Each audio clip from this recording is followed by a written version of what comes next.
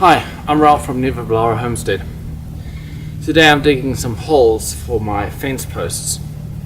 This area behind me is where I'm going to be setting up my vegetable garden.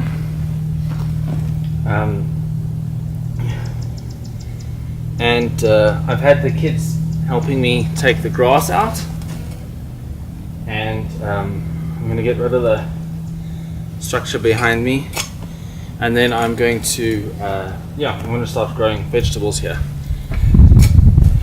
I'm just going to be doing it bit by bit. So I think what a lot of people try to do is try to do everything at once, and that's, if you've got the money, you can do that, but it's usually quite expensive, and it's a lot to do in one go. So I'm just doing it bit by bit.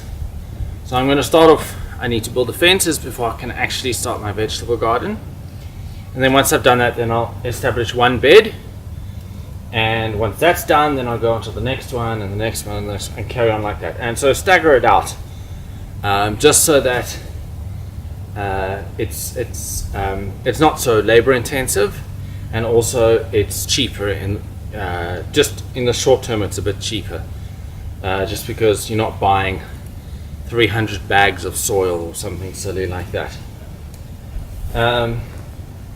So what I'm going to be doing here is I'm going to be doing in-ground, a little bit sunken beds.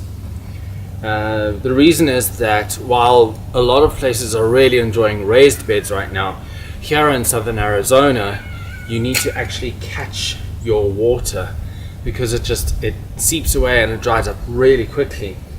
And now our soil is quite clayey, so that means that it does hold some of the water, but you have to get quite deep down before you actually get to the wetter soil.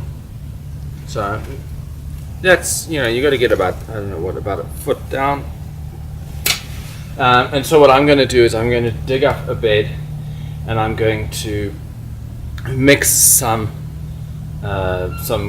garden soil in there, and like a couple bags, so that I can get nice soil, and then I'll still have at the bottom and around it I'll have the clay soil that will hopefully help to hold the water into that soil, so that the plants can grow, the veggies can grow nicely.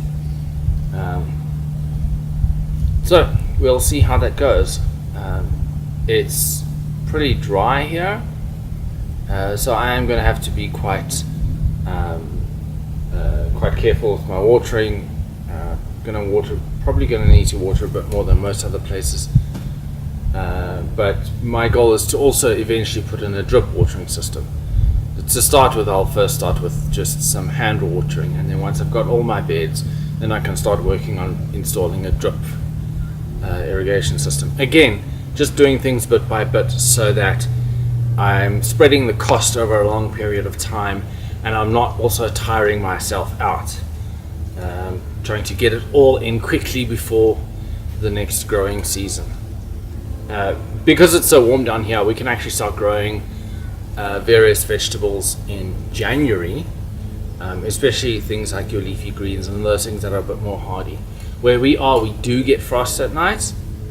It does freeze, so we can't just put anything in the soil, but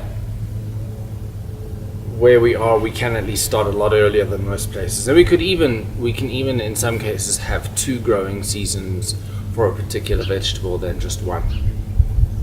So once, like I said, I'm busy building my fence, this side and that side. The reason I chose to do it between the 2 shipping containers as well is because you can see here, this is the winter sun obviously, but you get a lot of shade here, and also in spring and in autumn we often get a lot of wind, and most of the wind tends to be north-south, and this is east-west this way, and so some areas will get sun all day long, and some areas on this side it should be a bit more shaded. So I'll have 2 sets of beds. I'll have one set this side and one set this side, and then I can put the things that like a lot of sun on this side, and I can put the things that like less sun on this side. Also, with the beams above, I can also set up shade net, just in case, shade cloth, in case it's, if I find that if there's too much sun, then it's much easier for me to put it up here than if I had to actually build a structure to put it up. I just need to throw some shade cloth up and we're good to go. Alright, let me get back to digging.